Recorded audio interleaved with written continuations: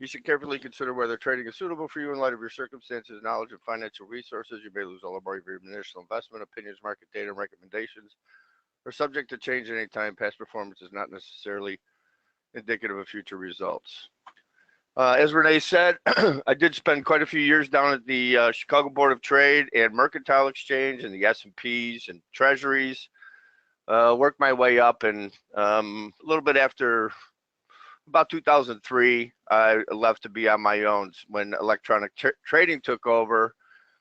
I had been servicing quite a few people. I was not one of the guys in the trading pit. I was outside of the trading pits flashing orders into the brokers to do the trade. So I was mainly dealing with bankers and fund managers, long-term traders, basically.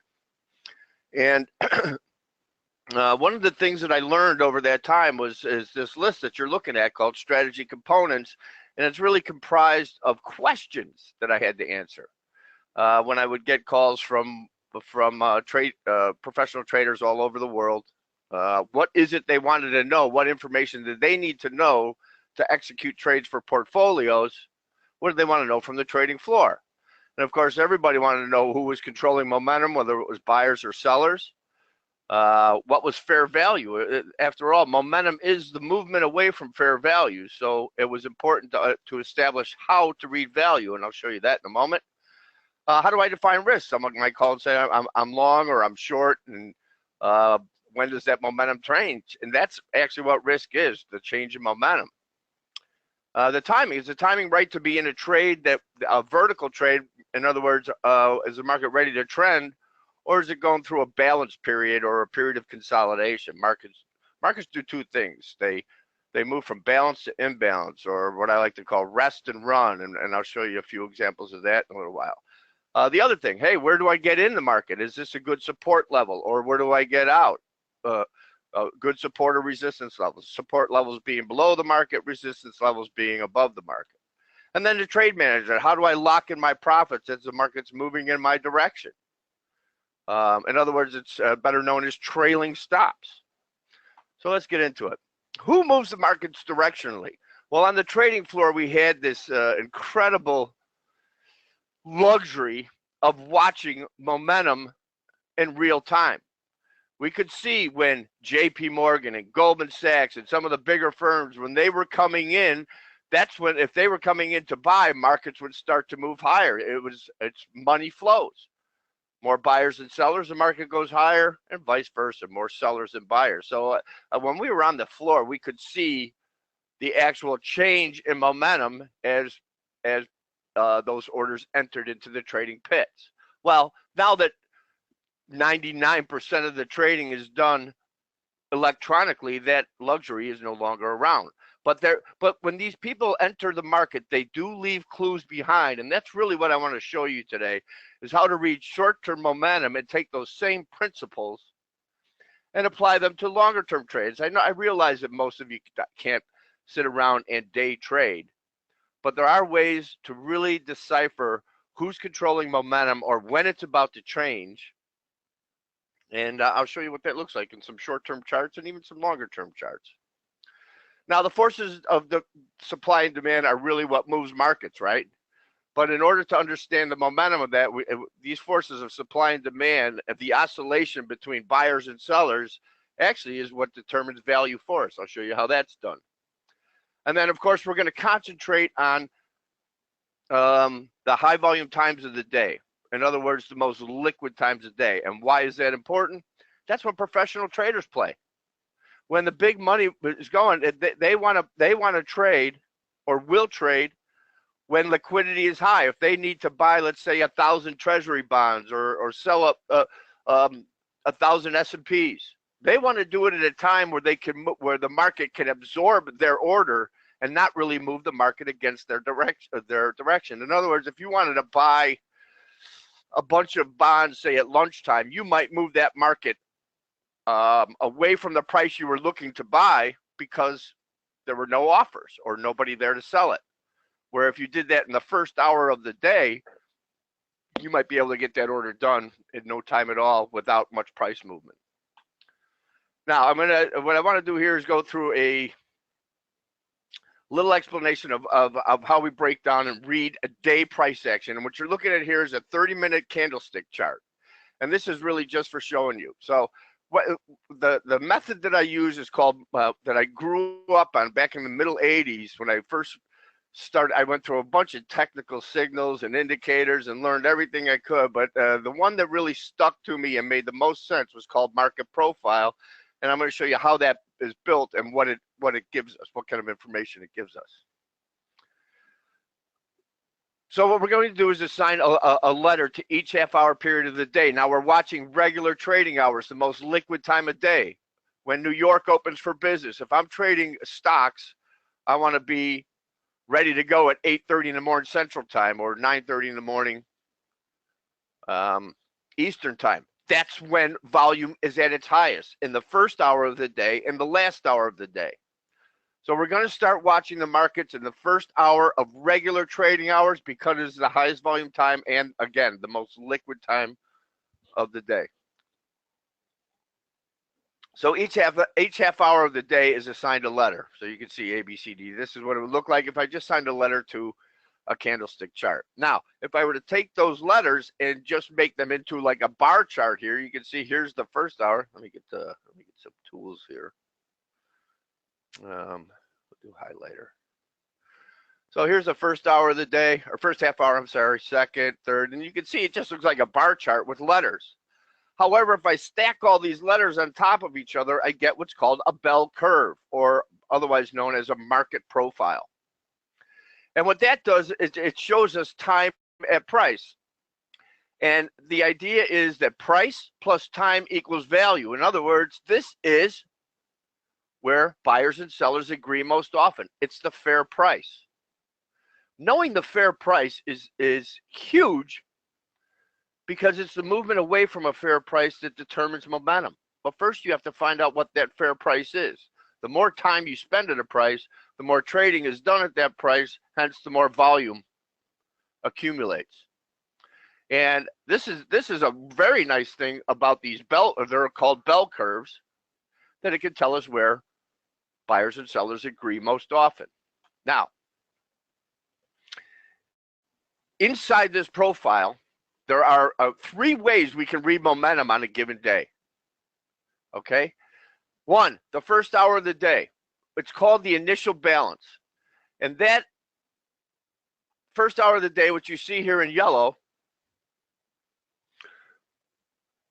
shows us where, well, just what the first hour of the day was. And normally it takes about an hour for the market to set up with this initial balance. It's where the market opens and it goes down, and all of a sudden there's buyers show up, and then it goes back up, and the market kind of gyrates, and it roughly goes through about an hour long. It roughly takes about an hour for the market to sort of develop a balance. This is common for just about every commodity, and even stocks, ETFs, indexes. This is very common that the markets go through a balancing act in the first hour. And one of the things that you should keep in mind is, think of it this way, that markets will go higher until they attract sellers, and they go lower to entice buyers. So markets, if you didn't, markets will just keep going in a direction until the opposite person shows up. So it's our job, or opposite trader shows up, it's our job to find out when they show. What does it look like when a market's turning over from a bullish market to a bearish market, or a bullish market that's going into a consolidation phase, or the end of a trend? So this first hour trade sets up a balance. But what I want you to concentrate on here is, think about this. So you've gotten these first, this is where the market opened up here at 47. And immediately, so it opens up at 47.8 and immediately trades down. What does that tell you? Well, if you were watching a trading pit, you would see everybody jumping up in the air with their palms facing in as a sign that they're trying to sell. All right, and on the opposite side, when watching a trading pit, you could tell when the market was turning over. All of a sudden, you'd see everybody's palms facing out, meaning they were trying to buy. So, palms facing in meant that there were sellers, that sellers were taking over. Palms facing out meant that buyers were taking control of momentum. But this is what it looks like. This is what it looks like when sellers are taking over, you leave a series of single prints or very low volume prices in the first hour of the day. This is a very good indicator for who's controlling momentum. These extremes, if you will, of single prints, consecutive single prints, when those show up, this is a sign in this instance that sellers are operating. And I've got some good examples for you on this later. The other thing that tells us where the big money flows are, is when that balance is upset. So you see down in here where the market extended after that first hour, that's a second read on momentum. That's telling when that initial balance is upset. This also tells us that sellers are in control of the market. So using these 30-minute bars or periods, we know that we've got sellers operating here. And again, here, this is telling me that this market is likely to go lower in search of buyers. Now, the other indicator that we like to use is how the market closes in relation to the fair price. If this is the fair price and it closes below that, that tells me that the market has not gone low enough to entice buyers. Hence, it is likely to go lower to get them.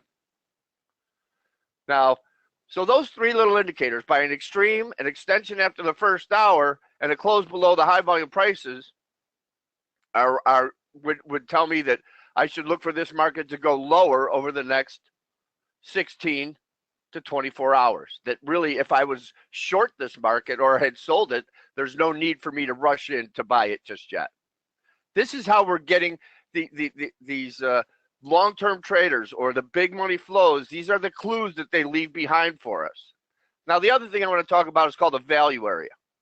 And that is roughly, if a market trades in about 5 half-hour periods, I would consider that part of value. But generally, the value area is a standard deviation of volume around the high volume price or the mean, roughly 70% of the volume. And why is this important? Well, we use the value areas, okay? If I'm short and I'm expecting the market to develop lower value, if it gets above there, I was wrong. That's my risk. So the value areas help us define risk. All these things were developed by a bell curve, or you can gather from breaking down the price action using these bell curves. So you have a value area high and a value area low. And then you got a high volume price. You've got extremes, low volume extremes, extensions after that, and how the market closes in relation to fair value. Now, this tool, these bell curves are expensive, and sometimes they're not very good to use. So what I've done is come up with a method of tracking that same information, but I can use bar charts to do it, okay? And I'll show you how. So here, if you look at each one of these is a day for copper. And each box you see is that value area of that day. Here's, you see Mondays are purple, Tuesdays. I use colors because they help me, well, just glancing at a screen, the colors really help me see time and also recognize correlations. And I'll get into more of that later, but you can see that one of the things that happens when a market's rallying, you made a low, look at this, you made a low in the first hour of the day down here. You got an extension up. You got to close above the high volume prices. That means the next day is likely to go higher. The next day, you make a low in the first hour of the day. You extend higher. You close above the fair price, and you continue to develop higher value each day. Here you go again. Low made in the first hour. Extension higher. Close at the fair prices. But this market will keep going higher until it attracts a seller. Think of it that way. Now, often when a market takes off, you will see a whole day's range. Look at this. On this this is a Friday. On this day, the whole day's range was done within the first hour of trading. That's a sign of neutrality and that a market's getting ready to go. And also, when markets begin to trend, they leave these really low volume, or what I call sprints. And that's a bunch of single prints right in the middle of the day. Those are so common at the onset of just about every trend I've ever seen. All right, so the things that we really can use these 30-minute bar charts for, or breaking it down into these things, is how the market does it make a higher low in the first hour? How does it extend after that initial balance? How did the market finish? If you think about it, candlesticks. are very common. And I was looking at the last presentation, and he was showing candlesticks as well. They're very common, and it makes sense. If a market closes above an open, they're likely that market's likely to go higher in the next period. And if it closes below that open, it's likely to go lower. I like to think and look at this way, that it's just a little bit better candle, and that we're actually not watching so much the close in relation to the open, but how the close is to the fair price. It's like taking a bar and putting it under a microscope. And I think it's just a little bit better indicator for momentum. And so when we're looking for a market for momentum to kick in, there's things that happen. And one of them is that you will see a series of days. This is the S&P before it really took off late last year. And I've got some older charts here, but I've got some newer ones I'm going to bring in too, so you can see that this is working as we speak. There's a few markets out there right now that are coming out with some very good patterns. But one of the things you'll tend to see right before a market starts to break into a trend is you'll see a series of days where those value areas are overlapping. 72, 48 hours of severe overlapping value is an indication that a market has found balance. And as I said before, markets go from balance to imbalance. They trend or they rest. Well, after a market's rest is when you want to start looking for those breakout kind of looks. Let me see if I can. So you see here, this is the S&P. And after 3 days of severe overlapping value, we get a low made in the first hour, extension up, close above the high volume price. Okay, first of all, this market's telling us that it's ready to go vertical, either up or down. Now all I need is a short-term read to tell me which way that direction is likely to be. All of a sudden, I get a buyer by a low made in the first hour, extension up, close above the high volume price. That means the next day I should be looking for higher value. And as long as the market stays above this price, oops, let me get back to normal. So now my value area is defining my risk. Now the next day, my value area, so as long as it stays above there, I'm staying long. I'm staying long here. Now I'm moving my stop along the way. These value areas, as long as I'm making lows in the first hour, extending higher, and closing above the fair prices, the trend is on, and I can trail my stop by using these value areas or the standard deviation of volume below the mean. And when the market's going down, I do the same thing. As the market's going down, I use the top of value to define risk. That's one of the toughest questions that traders had that I dealt with, was they really never know, when do I know I'm wrong? And this is one way to help define your risk and actually trail stops as the market moves in your direction. As it moves higher, you use the bottom of value. Now look at this. This whole time this market's going up, you're making lows in the first hour of the day. All of a sudden we come up here and you make a high in the first hour of the day. That tells me that now that sellers are finally responding, that the market has finally gone high enough to entice or attract a seller. Just these little nuances can help you time when a trend is about to start and when one's about to end.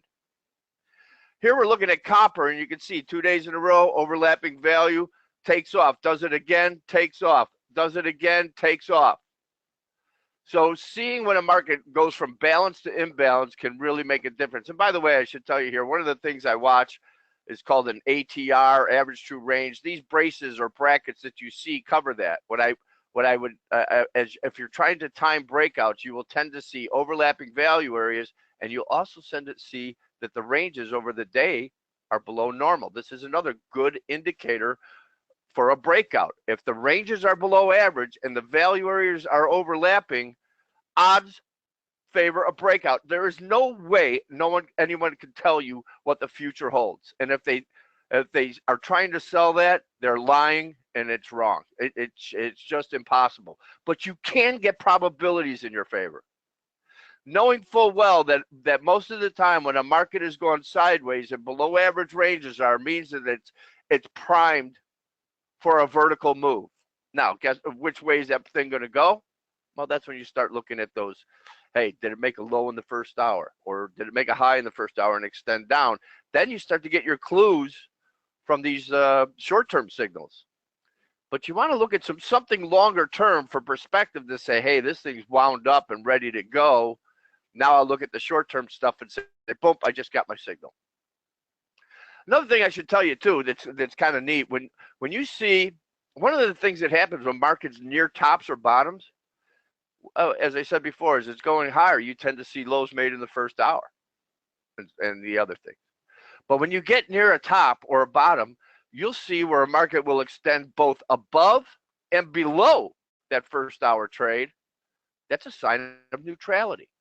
So if you've been long, it would say, hey, maybe I should take some money off the table, put a chip in my pocket and see what happens. But that's a sign of a market shifting to neutral.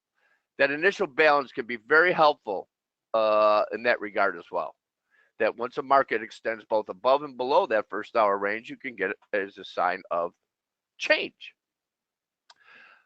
Here we got the Mexican peso. We have what, 1, 2, 3, 4, 5 days in a row, and then you get that sprint.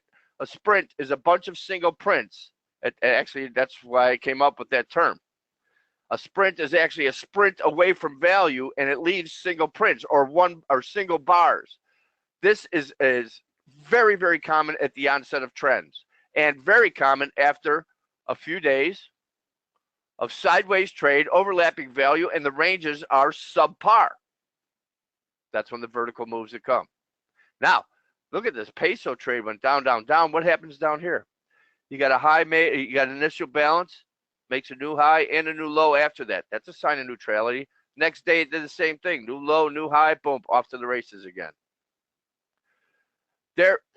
Because we don't have trading floors anymore, you have to find a way to interpret short-term price action. It will help you time your longer-term trades. I realize that many of you are not day traders, and I'm not saying that that's the way to go. But if you have an opinion on a market and you think that you really want to be long that, maybe this way or these methods can help you time that breakout. So you're not, let's say you're doing an option trade and you're long a call and you're sitting there waiting 2 weeks for it to happen and it's chewing up premium and there's no direction there, that this might be a way to get in that option and get your direction right away. Or if you like to trade outright, same thing. It's just a better way. You don't have to sit there and worry about it at night or check your screens at 2 o'clock in the morning to see if your trade's working or not. This might help you time your trades a little bit better. This is something that I supply for all my customers. I write daily newsletters about commodities every day. They're mainly geared for day traders to swing traders, so trades that might last from a day to a week. Yeah, a long-term trade for me, is about 48 minutes. Well, not really, but a couple of days is really kind of a long-term trade. But nowadays, heck, the way the stock market's moving, 48 minutes is a long-term trade. But basically, my goal as a swing trader is to try to make an average week's range. That's just my goal for short term. But this is something that I send out to my clients. And what it is, it's just simply the dimensions, the average true ranges of these markets over various time frames. So I have, I like to use about a 23-day moving average, which covers every day of the month. And we get employment reports, inflation figures, retail sales numbers, or you get supply and demand reports in the grains. By looking at least 20-something days, I get a good sample size of current volatility. So I like to keep an ATR, or average true range, of that time frame for all the commodities. I've always thought that, hey, you know what? You come up with a method of trading. When on the trading floor, when I was by the 30-year bond pit, that's all I could trade. And I thought, geez, now the screens are taking over. I'm going to leave the trading floor. I've lost a good living. But you know what? When I sat back and thought about it, I went, you know what? Maybe this isn't so bad. Now I get a chance to take the methods that I know work and trade every market on earth. Instead of trying to be just a bond trader, now I can look for patterns that I know make sense and trade crude oil or copper or currencies. That becomes more about knowing the probabilities of a pattern than trying to make sense out of a market that really isn't making sense that day or week. Anyway, I think it's really important that you keep these. So I watch 9 weeks, 7 days, and 5 quarters. So I would consider that what many would say is current volatility or implied volatility for the for the near term. And then that, of course, you got the comparisons of 50 day, 200 days, 50, and so forth. So it's kind of like a historic and an implied ATRs. But I think it's so important that you're aware of those things, and I'll show you why. Okay. Before I do that, I wanted to show you I said I would show you a couple of charts here that real time and about breakouts. So let's first take a look at what's recently happened maybe in the S&P. Okay. So back on the S&P here, we're going back to right before this thing really took a good dive. Where is that at? There we go. So here we had 3 days in a row of decent overlapping value, and you can see how it sprinted away. High made in the first hour. There's that response from sellers. High made in the first hour, extension down, close below the fair prices, get ready for a good move, right?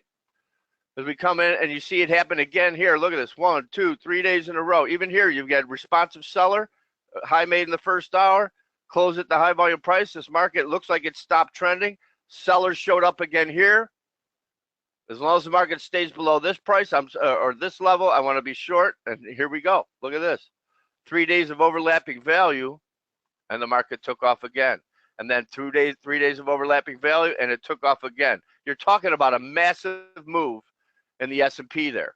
By waiting for the market to give you that good, solid signal that it's balanced and is about to move out of balance. Another one that's happened, I guess, kind of recently here. I'll just run through these real quick for you. I always like to, I could always give you charts from way back in the day or from whenever, but I really want to be up to date here, showing you that these patterns pan out, and it really doesn't matter what market. So here I'm trading the Aussie dollar, 1, 2, 3 days in a row, and a big sprint down. Well, it went down until what? And there we go, lows made in the first hour. Okay. Really concentrating on markets when they have below average ranges and have spent ample amount of time at price is when you can get these. When the timing for a vertical move is that it is likely. Okay, here's another one here. We're looking at platinum before it took off. You know, you look at this trade here, you go, boy, platinum, when it broke out, when it broke below there, that's $1,200 here in less than 3 days for a one lot trading that future. And you can trade, you know, if you can't, if you don't have a big account, they have mini contracts for a lot of these things. And there's another one here recently, and this has been kind of a crazy market to trade.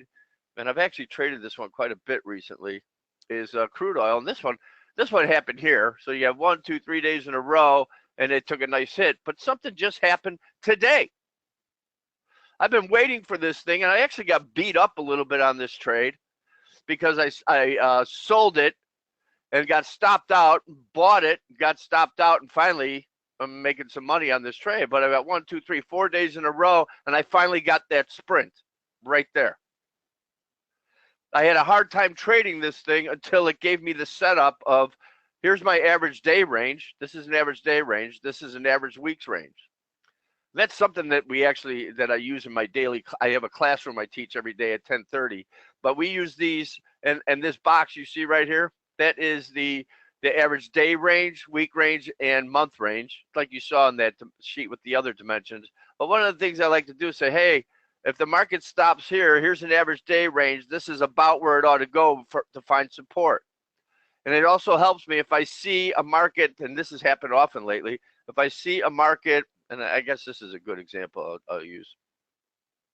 If I see a market move a whole week's range, this is an average week's range. If I see a market, this is the S&P. If I see a market move about a week's range in a 48-hour period, I know it's gone too far too fast. In other words, that's what I use for an overbought signal. A lot of these charting packages have RSI, stochastics, Bollinger Bands, MACDs.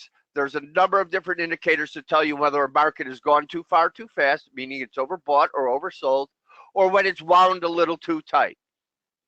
And this is one of the indicators that I really like to use. So my average day, if I see in a 24-hour period that the day range is 150% of the norm, then I know the market's gone too far too fast. That maybe playing a directional trade at that point is not so wise, because odds don't favor it going much more. And the same is true if you see a week's range in about a 48-hour period, chances are the market's going to go through a consolidation phase.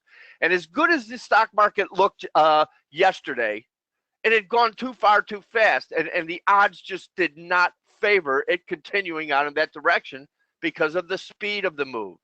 Just as we were watching the time at price, okay? As we're watching time at price, which is a dimension I think that is sorely misused or not used at all. Many people use this average through range or vertical movements to tell whether a market's gone too far too fast. But the one that really interests me is time at price, to time breakouts. I know that this has gone too far too fast, so if I've been long, maybe I want to take something off the table. But how do I know when a market's really ready to go in a direction? Let me just show you one more that's happened recently. This was in the middle of March with gold before it rallied 1, 2, 3 days in a row. Neutral day, right? It made a low in the first hour. Here it made it. It's been going down, high in the first hour, high in the first hour, high in the first hour, low in the first hour. Neutral day. It made a new low and a new high after the initial balance, and off to the races. Timing saying, hey, this market could be ready for a good move. That's all. Now back to this. So yeah, we went through that. Now, I consider myself a market detective, and you ought to too if you're going to be a trader. If you're going to get serious about this, you have to remember that you're going against the best research departments that have an advantage over us. Professionals do have that advantage. They have people that are doing that work. They've been at it for a while, and that's all they do. But it doesn't mean we can't play on the same field as them. But you have to really know how to look for the answers that they're looking for. We get our clues from knowing what an open, high, low close is. We can start to do, I mean, that's how we can start to make strategies. Use moving averages and such. And that's what the vertical ranges are. The high minus lows. The horizontal dimension, knowing when a market is wound a little too tight and ripe to run. That's huge. Sprints, that time of recognizing the moment momentum kicks in. And then, of course, what the change in direction is. If you can do all those things, you've got a good jump on being a good analyst. Now, I just want to show you, so this is a chart. This is a charting tool that I developed. It's called Macrograph. If you want to take a look at it, it's on macrograph.com. Just take a look at it. There's some tutorials on there, some things you can just look at, some charts.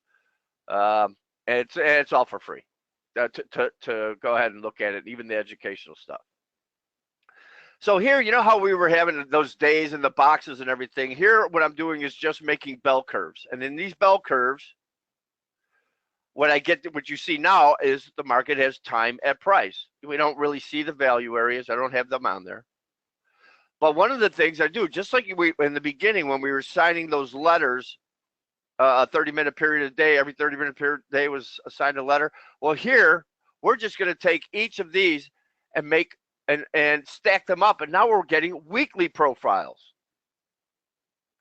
And then here's the measurements. I know that on an average, the thing down here called TAP, or time at price. Then on average, on a week, that the time at price it hits the high volume price 18 times. Once I see that it hits 18 times, then I know that the market's ready to go vertical. Look at this one. When it spent too much time at price, it spent 29 visits to the high volume price. 29 different visits. That says that is spent way too much time at price. This market is ready to go vertical. Then you go to your short-term signals and go, hey, am I getting a high made in the first hour? Did it just extend lower? This thing's not only ready to go vertical, we're seeing that sellers are taking over. So I have the vertical measurements. So typically what you'll see when you have too much time at price, the vertical measurement will be far below the norm. Look at an average. The average week range is 1.1 points. Here it's only 73, but the time at price is far above normal. When you get that combination, you can start thinking trend trade. So not only can you take the same logic that we've been using for the short term, but why not apply it to the long term? This works even if you use weeks and months. Here's crude oil. Look at all that time at price. It's above average, and when you have above average time at price, the next thing you know is you're probably going to have a above average vertical move. And after you have above average vertical move, you have below average vertical move.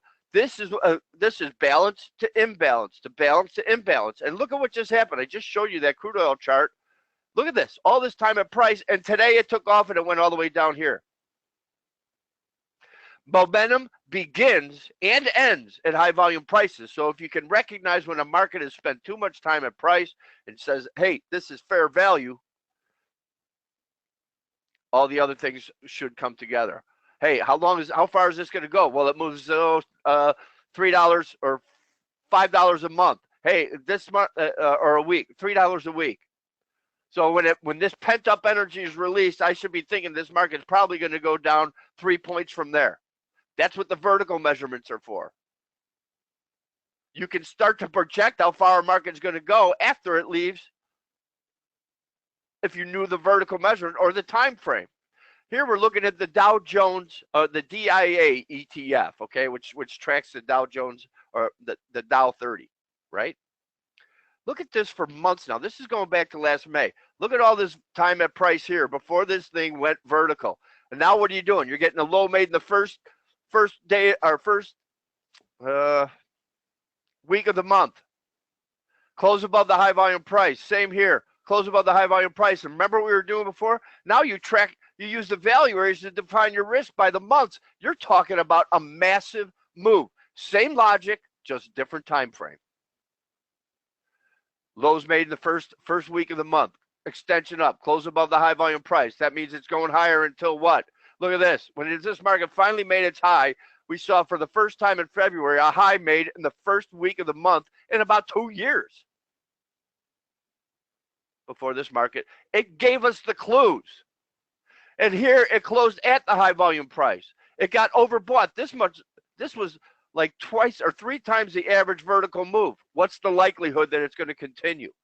I'm not saying that I knew it was going to turn over, but I thought the likelihood was that I should be looking for a short-term change in momentum.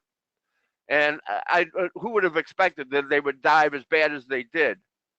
But the clues were there. That the market had run out. You saw that chart in the S&P, the daily one. It gave us a clue. And another thing too about these long-term charts.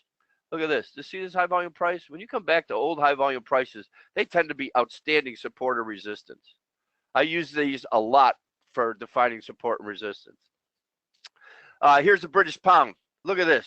Oh, another thing too. You see this little low volume pocket? When you leave these behind, markets tend to spend time in there. And then when they develop, like a nice short fat bell curve, that's when they take off. Just a really neat thing, and that's by week for those. And hey, it even works by quarter. Here I'm looking at the Qs, what the ETF that tracks the Nasdaq, and you can see for 2 years in a row. Here's 16, 17, and finally 18. This year was, or this past quarter was the first time we had to close below the fair prices on a quarterly basis in a long, long time. And all this market's done is shift into neutral, but you can see that the patterns that I believe patterns repeat in all time frames in all markets. That markets go from balance to imbalance. And when I see too much balance, get ready for a vertical move. And then let the market balance again, and it'll go vertical again. It's simple market logic, what I call the pragmatic approach to trading. Before I got just a couple minutes here. Just think of the word vertex. It's an acronym that I came up that if you can cover these components, know what fair value is, know what the energy or momentum is, who's controlling that, what's my risk? Well, that's a change in momentum, and also you can define that by simply high volume prices or even value areas. Is the timing ripe? Is the market ready to run or rest? Where do I get in? Where do I get out? And how do I protect that profit? And how do I project how far it will go? By using all the dimensions that are available to us, you should be able to do that. Now, I'm here to tell you that there's a class that I teach every day with MTM, and it's we cover all the commodity markets. We look for about 3 to 5 trades a day, but this is what we go over. We go over equities, interest rates, metals, energies, foreign exchange, grains, livestock, softs, and ETFs. We don't cover them all every day, but if there's a good pattern involved, we get in it. All right? Let me talk about, I've got about 3 minutes here. Let me do my little pitch, and I'll leave you an email address so you can, if you have questions, actually, you just go to my website and register, and if you have a question, I'll start talking to you. Anyway, if you are interested in taking your trading to another level, I can help you with that, and simply by going through these classes every day. All right, I have a what's called a advantage. It's a futures group coaching, and we start at 10:30 Central Time every day. And if you cannot make the class, it's recorded. There are lessons in every class. There are trades that we talk about in every class. And we go over these techniques that I said. We go out and search for the right markets to trade, set parameters, risk levels, project where we're going to go. And if you're into trading and you really want to become better, this is for you. If you have a good methodology, a good strategy, and practice these things, you will become a better analyst. Whether or not you'll be a better trader, that's entirely up to you. But by learning to read markets like a professional should help your trading. If you think that this is how you're just gonna put on a trade and it's all over, this is not for gamblers. I mean, trading is gambling in a sense, but I like to think that we are out there to try and put the odds in our favor. Okay, this is not a band-aid solution. This takes work, but it's fun work. I've been doing it for a long time, and every single day is different. I wanted to be a professional baseball player. I never got, but this is the best sport ever. So anyway, here's what the class entails: 3 to 5 day, every day, 10:30 in the morning. We'll cover all the futures contracts and, like I said, some stocks and ETFs. Every once in a while, we go over the Dow 30 just to check to see what's going on in the stocks. They're recorded if you need it. If you're interested in taking a look at this, go to markettaker.com/JS99, and you'll be able to come in, and here's what you're going to get. You get to come to the class forever at $227 a month. You get this series of Futures Impact videos. We have a great chat room, okay? And normally this is what it would cost, about $14. And we have a boot camp here, chat room, but we'll give it to you for $99 today. If you register at markettaker.com/JS99. And this is Dan Passarelli. He is the leader and president of Market Taker. That's a great option teaching company. And I was brought in to take care of the futures about a year ago. And we have a great team in options with Dan and John Kamasic. If you're interested in that, go take a look at the Market Taker Mentoring website. And again, here you go. markettaker.com/JS99. You come to the class for a month, and trust me, you'll learn. And I'll give you, you'll get all the little neat bells and whistles, the dimensions, and all that stuff. Okay. And I guess that's all I got to say. I really appreciate your time, and I hope to see you in the classroom.